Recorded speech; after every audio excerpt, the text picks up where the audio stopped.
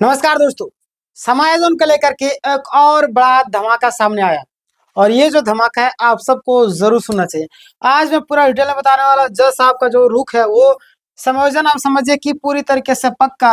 क्या है पूरा मामला आज मैं आपको बताने वाला। यहाँ पे सबसे पहले आप देखेंगे कि झारखंड पारा शिक्षक समायोजन का जो पूरा अपडेट है, नीचे पूरा वीडियो की जानकारी सरल और सरल तरीके से दिया गया है। आप यहाँ पे देखिएगा केस का जो वर्तमान स्थिति ये जान लीजिए। अभी तक का आपको पता है लगातार 3 दिन से मामला चल ही रहा है। मैं हर एक दिन एक वीडियो के माध्यम से आपको बताते रहता हूँ और क्या हो रहा है अभी तक, क्या सिचुएशन बनी है, वकील साहब क्या बोले, जज साहब क्या बोले और छात्र क्या बोल रहे, पूरे पारा शिक्षा लोग क्या बोले, मतलब सारी चीजों को लेकर के मैं आपको जानकारी दे रहा हूँ। आपसे ये लगे होंगे, आपको पता होगा।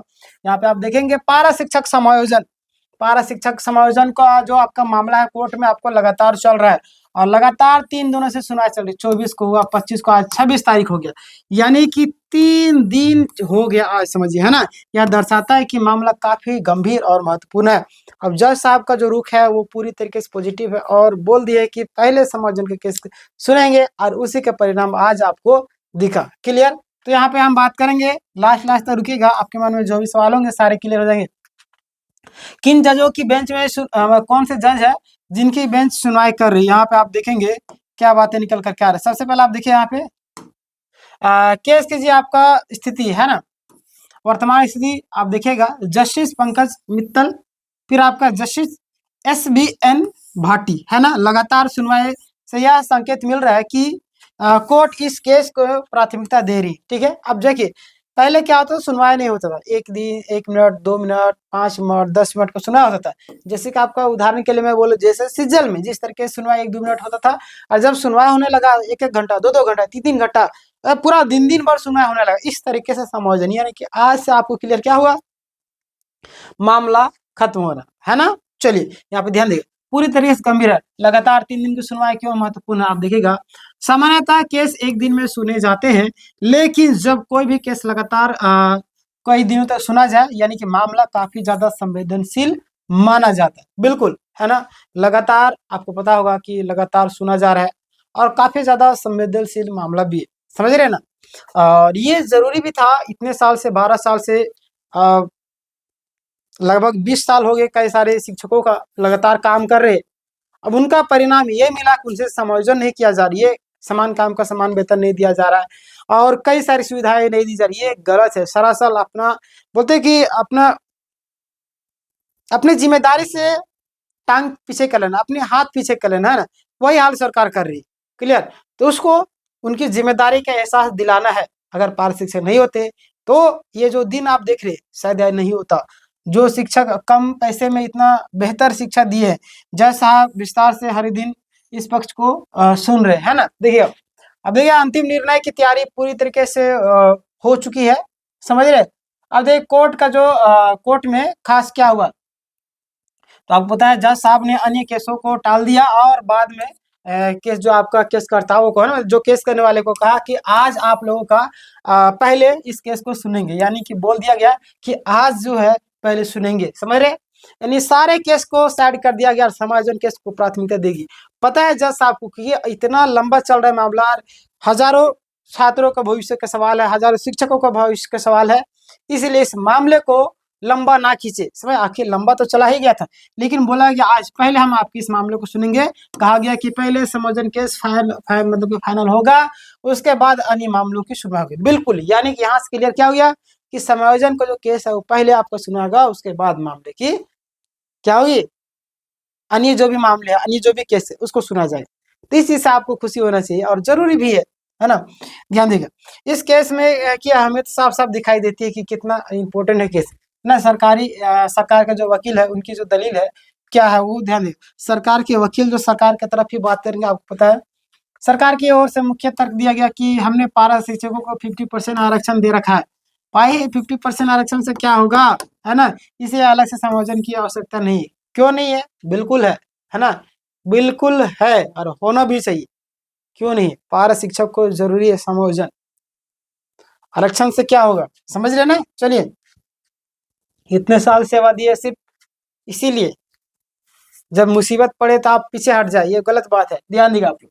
कोर्ट में सवाल उठे कि जज साहब ने सरकार से पूछा अगर 50% आरक्षण दिया है तो नियमित बहाली क्यों मतलब कि बोले नियमित बहाली क्यों नहीं हो रही? बिल्कुल, अगर 50% जब आरक्षण दिए हैं, तो जो आपका नियमित जो बहाली है वो क्यों नहीं हो रही? पूछ रही है ना? सरकार के वकील से पूछा जा रहा है जज साहब के द्वारा। 2 वर्षों से पारा शिक्षक सेवा दे रहे हैं, तो समायोजन में बाधा क्यों? बिल्कुल, बात तो सही है। इतने वर्ष से कोई व्यक्ति आपके लिए लगा हुआ तन मन धन से, है ना? जो व्यक्ति पिलर खड़ा किया, घर बनाया, उसको आप बाहर कर दे रहे हैं, समझ रहे हैं?